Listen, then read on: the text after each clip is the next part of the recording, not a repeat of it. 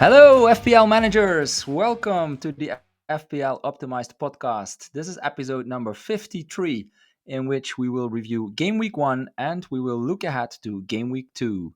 It certainly was exciting to have the Premier League back on the telly, and it was also good to see many popular FPL options returning points. We're hoping that most managers were able to have a good start to this new FPL season.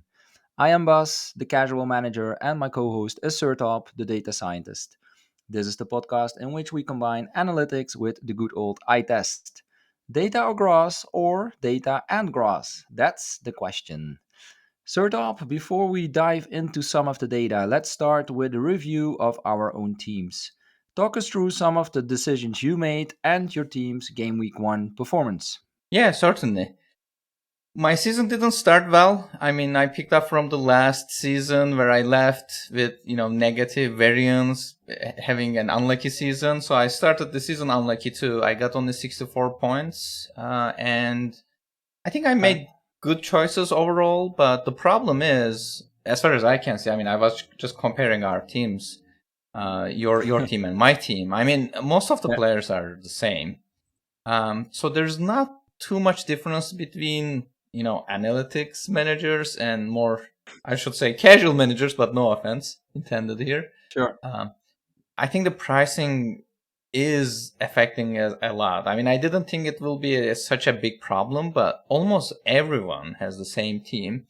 And those Hmm. like minor uh, decisions, like, which Yeah, forward to take, they made a big difference. I mean, right.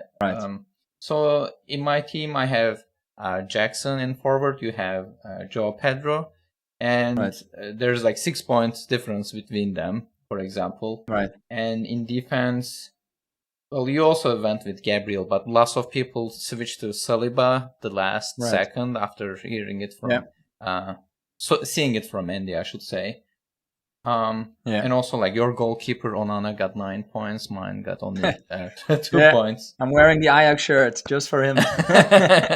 He was my game week hero, but man, that was a Yeah, close call. Yeah.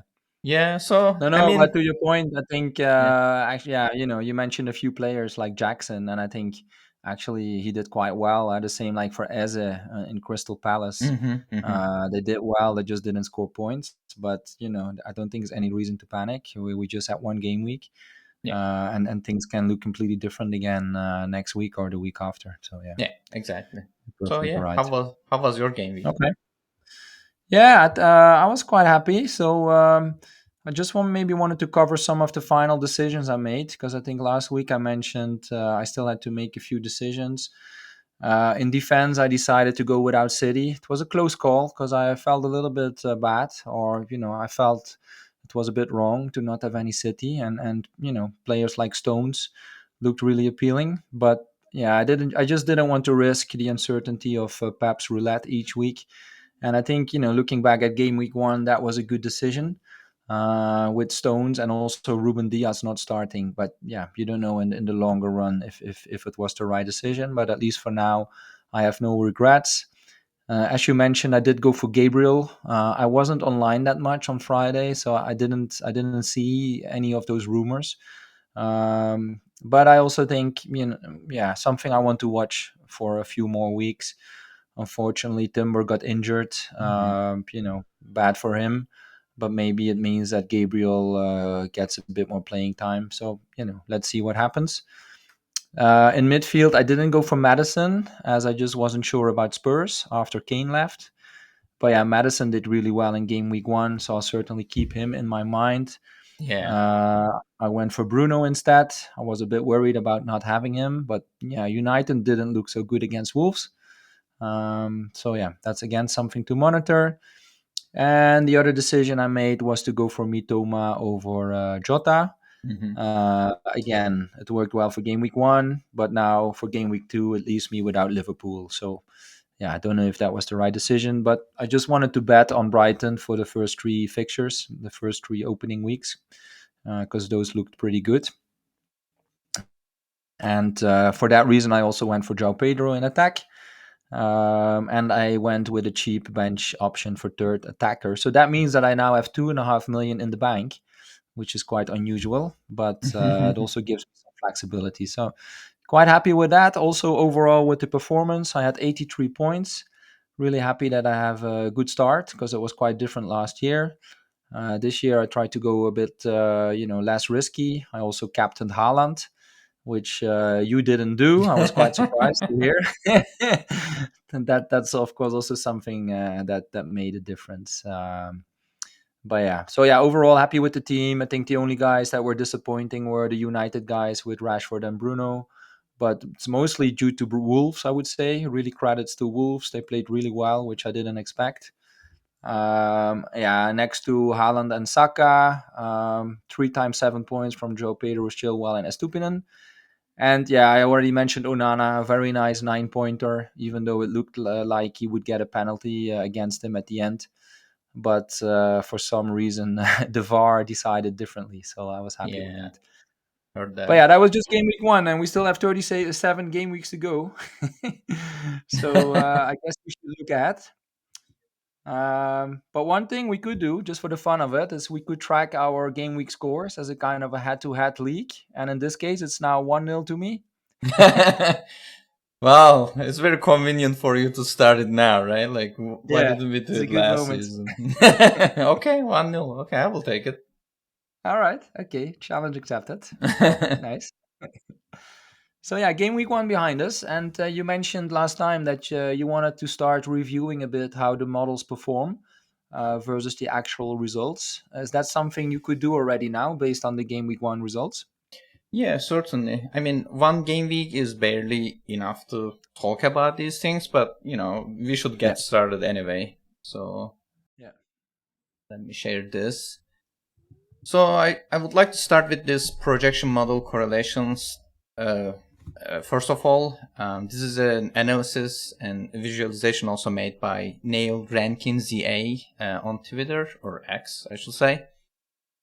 Because we realized that some of these models are very similar to each other. I mean, since Okay. last season, we were talking about FPL review and Mikkel Tokvam data were similar to each other. And now we are actually able to see it numerically and also visually now.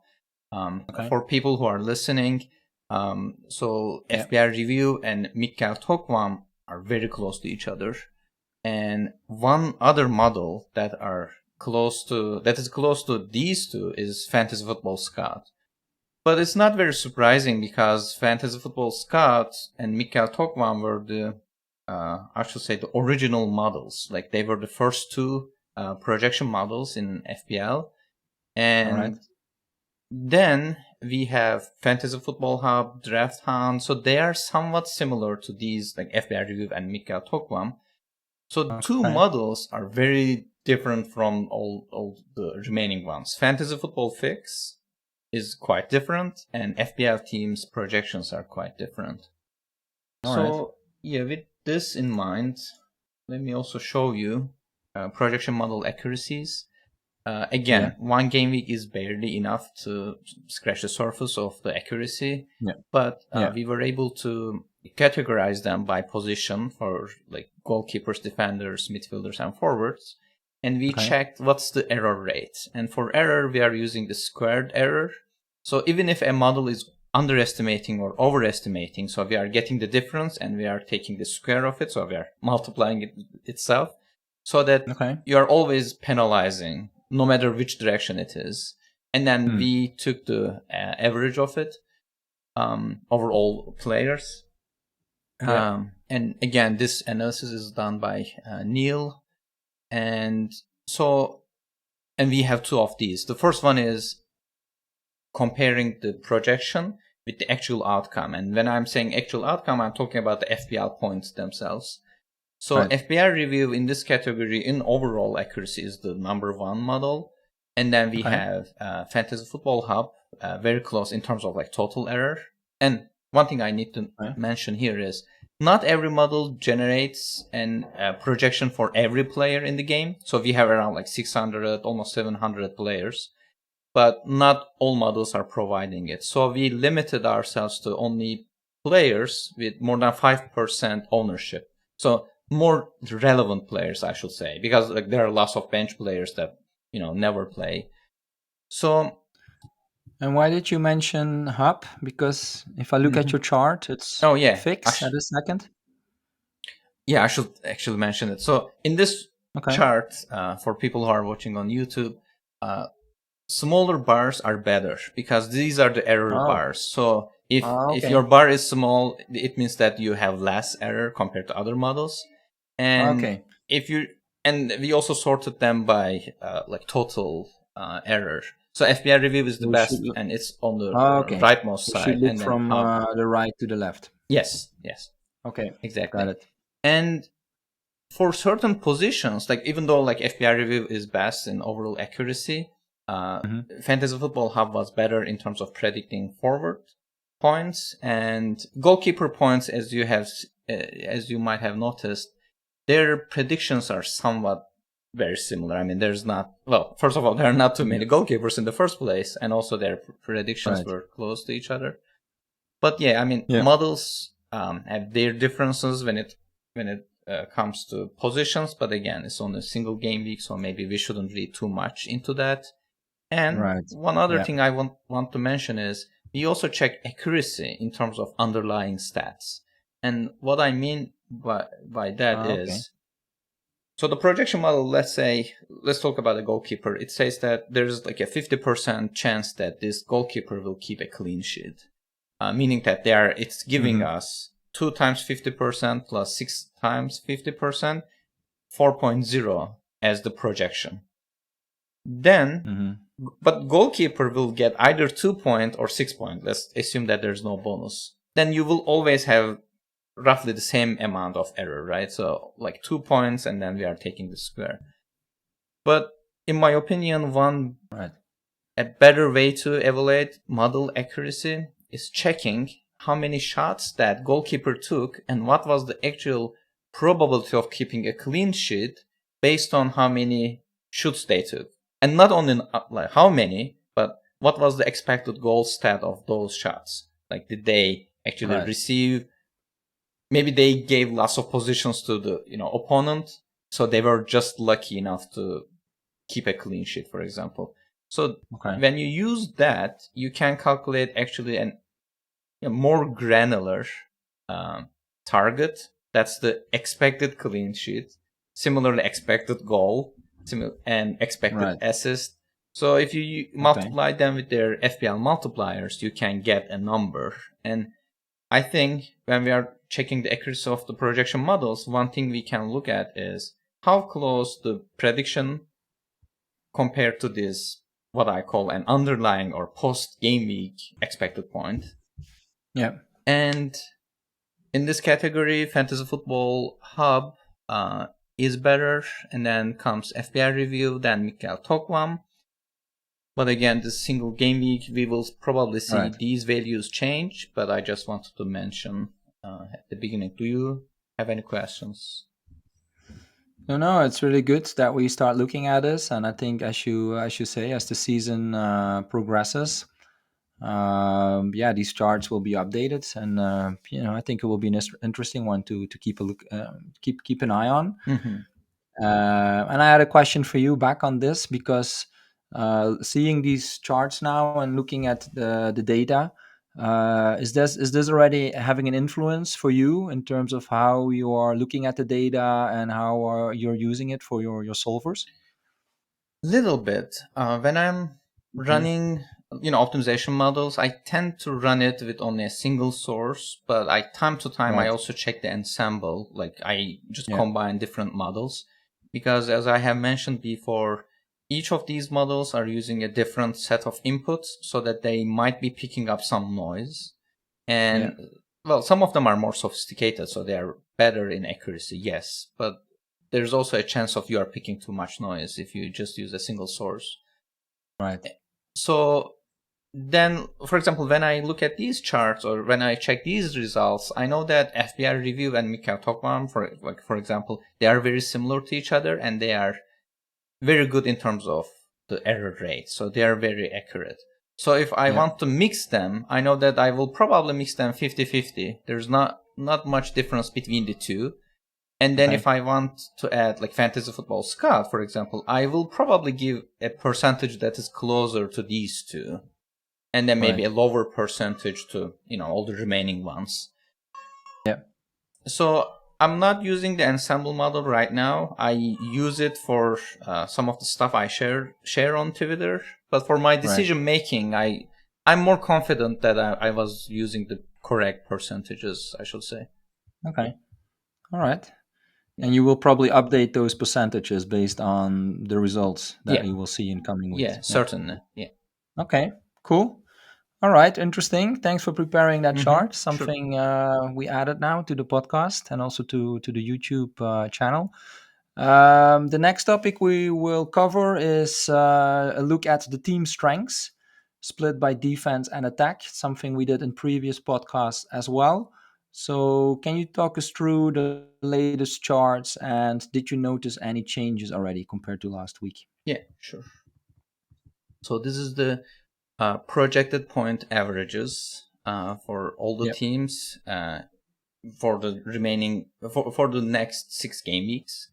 And so last week, like from the values we shared from last week to this one, obviously these numbers have changed. And the way I'm calculating these, I'm getting the projected points from these 7 sources, and I'm taking the average in terms of like defense and offense. So it's goalkeeper, Right. defenders one category, midfielders and Yep. forwards in one category. I take the sum, I divide it to sum of minutes. So because I'm trying to find the point average per 90 minutes. So this is again Okay. like a fixture ticker for us. And Yeah. there are already some changes. For example, Manchester City's game against Newcastle, for example, it was 4.1 uh, defense average for Manchester City and Right. 5.1 offensive average. But this, Okay. after the games are played, so Manchester Yeah. City's predictions went down a little bit. So it is Yeah. 4.0 in defense and only 4.9 in offense. I Right. think De Bruyne's injury affected this a little bit, and also some models I think said or probably Newcastle is better than we expected. So Yeah. because their I think. offense their offense rating against Liverpool also increased a little bit that I have noticed. Yeah, and I think Newcastle had quite an easy win against Villa, which I think most people were not expecting. I think we were expecting an even game because also Villa are expected to have a good season. But in the first game, yeah, it was a different story. Newcastle was just really strong Hmm.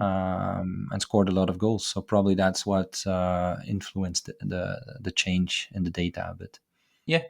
So yeah, Okay. the changes are very small in general, and Okay. I was Right. checking the as I have mentioned before, we are marking some of these best fixtures in the horizon with Yeah.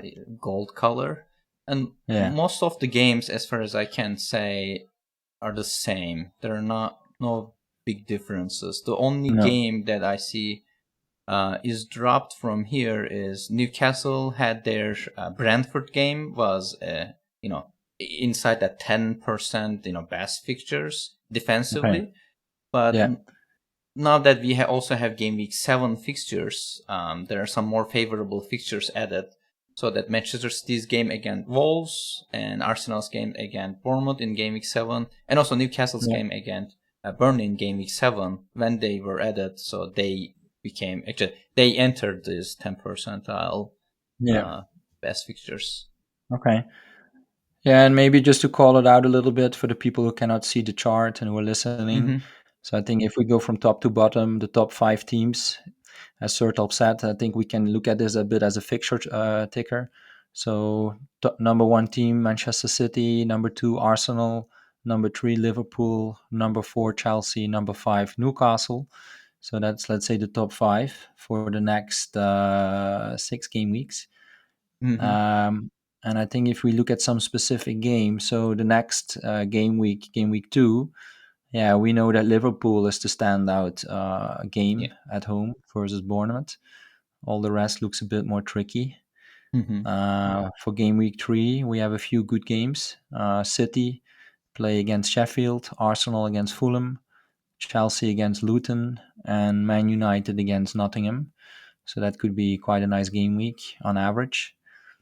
Then game week 4, just maybe the last one to call out. Game week 4, we have two games that stand out from this chart. It's again Manchester City against Fulham, and it's Chelsea against Nottingham. So again, I think this is something you can keep in mind when you think about your transfers and you want to look ahead a bit. Teams like City and also Chelsea look quite interesting for the Hmm. next couple of game weeks. Yeah, and one thing I want to mention here is from last week to this week, in terms of these rankings, Tottenham passed Brighton, so they were just below Brighton last week, but they Okay, passed it. And also, all right, Aston Villa made it to top 10, so they were, I think, 11 last time, and they all right, actually replaced Crystal Palace, so they're inside in best 10 okay, teams now. interesting. All right, Um, let's also take and a look at the bottom teams, maybe. Yeah.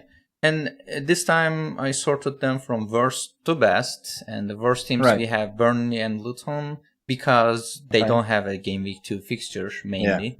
Yeah. Um, and the would you like to cover also the fixtures that stand out or? Yeah. Go ahead if you want to. Mhm. Um, for game week Just a 2, few. yeah, one of the worst fixtures we have is Bournemouth Yeah. against Liverpool. Defensively, it's 2.2. So it's the models are expecting Bournemouth to concede at least one goal, Yeah. almost certainly. Yeah. And we have also lots of as you have mentioned, in terms of fixture quality, we have good fixtures for top teams, but it's terrible news for the bottom teams. So Yeah. Luton against Chelsea, Sheffield United against City, Yeah. Nottingham Forest against Manchester United, and Fulham against Arsenal. They are Yeah. all terrible in terms of defense. Yeah. So And I that's don't. uh Yeah. that's in game week 3. Yeah. Yeah. Sorry. Yeah. Game week 3. Yeah. Correct. Um, and again, here there are not too many changes. Um, yeah, there are not too many changes. We only Mm. added the game week 7 column here, and then it Right. is still looking bleak for Burnley, especially. So they have the Newcastle fixture added to this ticker Yeah. now. Yeah, They have a tough game week 7. opening set of fixtures if you look at it like that. Yeah. So they play Villa, they play Spurs, then maybe an easier one again not against Nottingham, but Hmm. then they face United and Newcastle. So the first 7 quite tough for Burnley. Yeah. Yeah. Also considering that they played against City already. Yeah. Yeah, that's true. All right. Yeah, and an interesting one to look at also here in this chart with, let's say, the worst teams is Wolves, because I think everybody was quite surprised by their really positive game against United. They, to be honest, they deserve to win. I think they just lack some attacking power, or let's say some finishing power. So that might be an issue there. But they had some really good gameplay. So let's see how they will do during the next weeks. Hmm. Okay, thank you. Very interesting. So this is on a team level, and I think for this podcast, you also looked at it a bit on a player level to see which players moved in terms of predicted points or minutes. Yeah. Did you see anything that stood out there? Yeah, so I actually I had the data and we were talking with FPL Chase, and Okay, he's not playing FPL this season, but he's always right. interested in data and also preparing these amazing visualizations. And he mentioned that he can actually have a look at which players increased in expected value or projected points. Right. Okay. And so we have Andreas in the number 1 spot.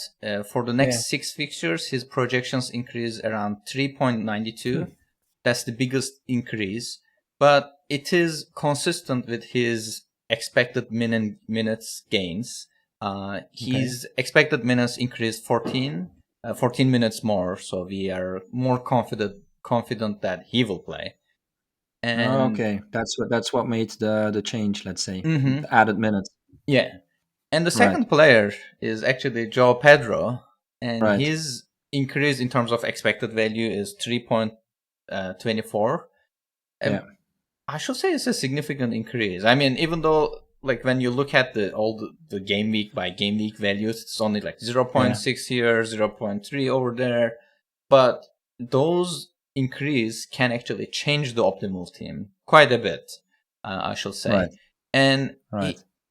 and his increase is not only because of minutes. I mean, his minutes increase around 8 minutes in general, but Okay. yeah, I think models have more confidence in him now. Yeah. And Yeah, and also I think because he took the penalty. yeah, I mean, he yeah, took already of one in course, the yeah. friendly game, and now we also took one in the league. So that kind Hmm. of confirms that he's, let's say, the penalty taker. So that's probably, Exactly. Hmm. or surely also adding some expected points there. Yeah, prediction models essentially allow penalty takers. Yeah. And the third player whose expected points increase the most is Udogi uh, Right. from Tottenham, and Yeah. his projected points increase around 3.18. And Yeah, that's yeah, a really interesting player to keep an eye on. hmm, A wing back. I think I saw a heat map where he was really advanced, and that was in the game against Brentford, so not so easy. And now they face United, so again not so easy. But then from game week 3 onwards, Spurs fixtures improve. So I think a lot of people will be taking a look at Udogi. I think he's 4.5 million. So yeah, that's an interesting one to keep an eye on for sure. hmm, Yeah. yeah. And I will just um, tell the names in this order. In the Right. fourth place, we have Alvarez from City, Eduard from Crystal Palace, Antonio from West Ham, Avoni from Nottingham Forest, Anderson from Crystal Palace, Havertz from Arsenal, and Diaby from Aston Villa. These Okay. are the players whose expected value increased the most. And Okay. Great. so, and I would like to also talk about the players who lost lots of expected value. So these are, Yeah. cold Yeah. chart, the players who are no longer good. The first place we have Mudryk from Chelsea, and Yeah. the reason is his expected minutes decreased around 10, like across the horizon. All right. And in terms of expected value, it translates into 2.4 less expected value in total. And in the Okay. second place, unfortunately, we have Gabriel, and his Yeah. expected minutes decreased by 6. But again, there's a big question mark now because we don't know why he didn't, start the game in the first place. So some Hmm. people think it's tactical. Yeah. Some people think it might be disciplinary. But anyway, so Okay. his minutes are lower now, which translates Yeah. into his expected value. I have Yeah. Gabriel, and you do too, and I think I Yeah. will keep him despite this, just to understand a little bit more if if Yeah. he's really out or not. And if it looks Yeah. like the case, I mean, I need to drop him, obviously. Yeah, and it's a tough one, because I see people looking at the expected price changes, and I think it's likely that this price will drop either tomorrow or maybe the day after. So I think for some reason that could, or for some people, that could be a reason to sell him. Well, personally, I will just keep him. As I said, the Timber got injured, unfortunately for Timber, but I want to see if that changes, the lineup or it will change the lineup for Arsenal. I'm just hoping that it means that Gabriel comes in. So something to keep an eye on. I think if he doesn't start next game, then probably I'll sell him. So yeah, we'll see. Yeah, yeah. And one interesting player here is Ramsdale in ninth place. Oh, right. His expected value increased just a tiny bit for the next two fixtures, but Yeah. then it drops a little bit more because of Right. Raya joining Yeah. Arsenal. I think there's now more uncertainty about his minutes, and yeah, you can easily tell from this graphic. I love it. In game week Yeah. 6, for example, his expected minutes are already 8 minutes Yeah. down, and Yeah. yeah, it's a Okay. small decrease overall in summation, but I think Yeah. he's risky, obviously. And I will tell all the names from first to 10th place. So we have Mudryk from Chelsea, Gabriel from Arsenal, Trossard from Arsenal, Danjuma from Everton, Darwin, Liverpool, Bailey, Aston Villa, Webster, Brighton, White, Arsenal, Ramsdale, Arsenal, and Villan from Fulham. These are the players who Okay. lost most projected points this week. Yeah. All right. Great charts. I think it really adds a lot of value and insights to our content. So thanks for adding these. Yeah, and a big thanks to FPL Chase for analyzing these and also providing us these visuals. It's really great. Yeah. No, it's great that you mentioned it again. Yeah, thanks, FPL Mhm. Chase. Appreciate it. So yeah, this is, I think, a list of players you should keep an eye on, either players to buy or also players to sell. Maybe just to add as a reminder, we mentioned it before. We only have 1 week of data so far. So personally, I would recommend to be a bit careful and patient with making some drastic decisions, as things can easily look different again Yeah. at the end of game week 2 or game week 3. Mhm. One player I really like, let's say from the eye test perspective, and which didn't show up, was Wan Bissaka from United. First of all, I think it's good to know that he's again in the starting lineup. I think really, let's say, respect the guy, how he fought back, as he kind of lost his spot earlier last year. But he also really looked good. He had an assist in the game against Wolves. So for me, if his minutes are secure, then it could be an interesting option, someone to keep an eye on. And another one to keep an eye on, or in general, I would say, is the situation at City, because yeah, as you mentioned, KDB is out for some months. So this could make Alvarez and also Foden, maybe more secure of their minutes. Even though again, we never know with Pep. But yeah, he has less and less options. But also on this one, to keep in mind, the transfer window is still open. Teams can still sign new players, so that's something that could happen for sure at City. I think is also something that can happen, for example, at Spurs. For I think people that are considering Richarlison, as he had the number 9 spot in the last game. I don't think it's sure that he will keep it, because Spurs has quite some cash to spend now Mhm. after they sold Kane. So to me, it will be quite likely that they will buy a new number 9. But yeah, let's see. Yeah. So looking ahead to game week 2, for me, I'm planning to hold on to my transfer so I can have 2 free transfers for game week 3. And for that, I will probably look then at Spurs and Chelsea. I think we covered it before. They will have a nice run of fixtures starting there, and they have some good options, as we already saw now in game week 1. And I think for game week 3, or after game week 3, I also need to consider selling one or two of my Brighton assets, as their fixtures will get tougher. So that's something I have already in my mind. Let's say for the midterm, unless of course anyone gets injured, then I'll have to deal with that. But Sertalp, for you, looking ahead at game week 2. How does the optimal team look like, and what are some of your plans for the new game week? Yeah, for my team, I can say that I actually consider from going from Gabriel to Chilwell, because I was planning to Okay. do that move in game week 3 anyway. So I Right. considered possibility of going, but Chilwell Yeah. increased in price now, so I'm less tempted to do it now. Okay. Obviously, keeping Great. the free transfer has some value in terms of modeling. So yeah, I think I will roll my transfer, but yeah, who knows? Okay. And Okay. so I also checked the game week 2 optimal wildcard team. Obviously, no one is wildcarding, or I should say, not no one, but most people are not wildcarding. Um, Yeah.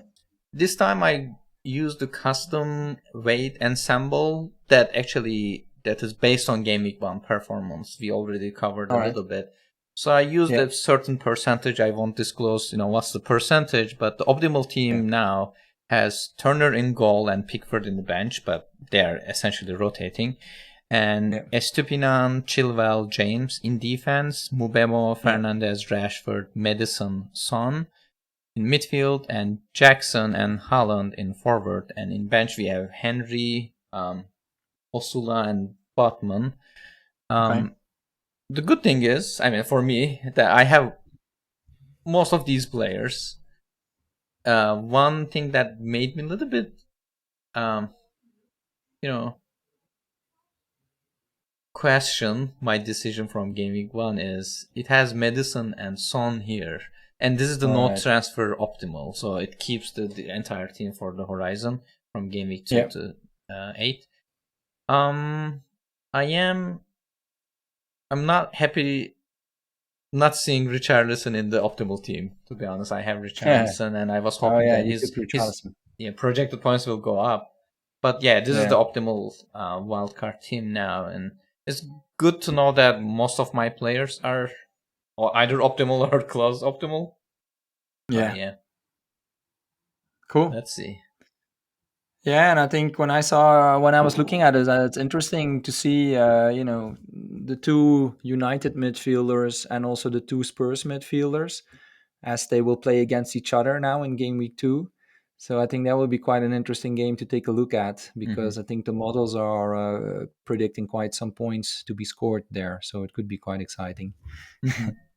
Yeah, And yeah, as I mentioned, based on game week 1, Bruno and Rashford, they looked quite disappointing, but I do plan to give them another chance now in the game against Spurs. Um, and I think another tough decision to make for many people could be to play Turner over their regular number one goalkeeper. As you said, Turner is favored by the model for game week 2. He plays with Nottingham against Sheffield. Nottingham is at home, so I think it's a good game for him with a high clean sheet possibility. Personally, I plan to keep faith in Unana, because yeah, even though they play away to Spurs, which is a difficult game, but if they do keep a clean sheet, we can expect Unana to have a big score again. So yeah, and in that case, I don't want to see him sitting on the bench. So I guess from a probability point of view, it's better to go for Turner. But yeah, I don't like rotating goalkeepers so much, as you never know what can happen in a game, and a goalkeeper can stop a penalty or whatever, and suddenly he has a big score. yeah, So I think I will just make it easy for myself, and I'll just start with Onana. Um, there was also a stat that caught my eye, that Onana was among the players with most chances created. I think, no, what was it? He had like two chances created. yeah. Yeah, I think I couldn't saw find it something back for similar. the podcast, but he was up there, and that's the nice thing about Onana, right? He can he can give you save points, as we saw in the game against Wolves. United can keep clean sheets, but he can also do something more than that, and Yeah, that makes him quite interesting. yeah, sure. All right, but that's for me, and I think certainly I can understand why people will go for Turner instead. So that's for many people probably a tough decision to make. Yeah. Um, yeah, and I think because your optimal team looked at a longer horizon, it doesn't include Liverpool players. Oh But yeah. if we would just look at game week 2, I guess Salah is among the main captaincy options, right? Yeah, I checked the data and also I checked the ensemble, and Salah is number one in almost all models except Fantasy Football Hub has Holland ahead of Salah, but all the other Okay. models have Salah Yeah. ahead in various percentages. I mean, for example, Draft Hound has Salah ahead of Holland, almost like 13% more expected value, and Yeah. 15% in Fantasy Football Fix, 13% in Scout, almost 20% in FPL Review, uh, 28% in FPL Team, I think. So almost all models think Salah is the best captain. If you have Salah, it's a Yeah. no-brainer, obviously.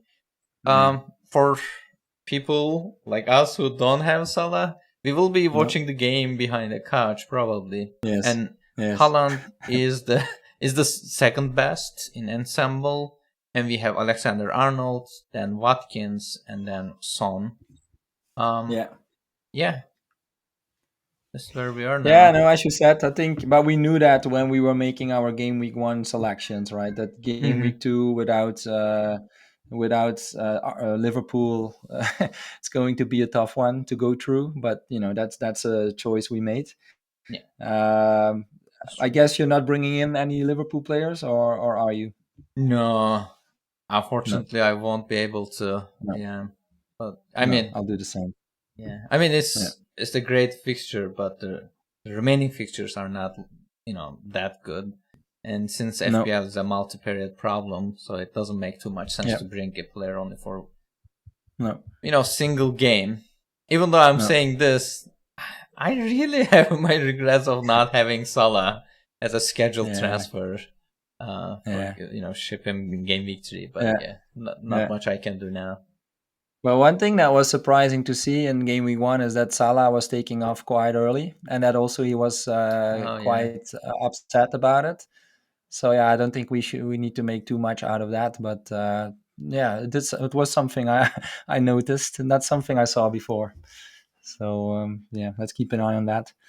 And one thing maybe also to mention is that we are recording this on Wednesday evening, and the City is playing against Sevilla for the European Super Cup. It looks like City's playing with their strongest lineup, so it includes Haaland.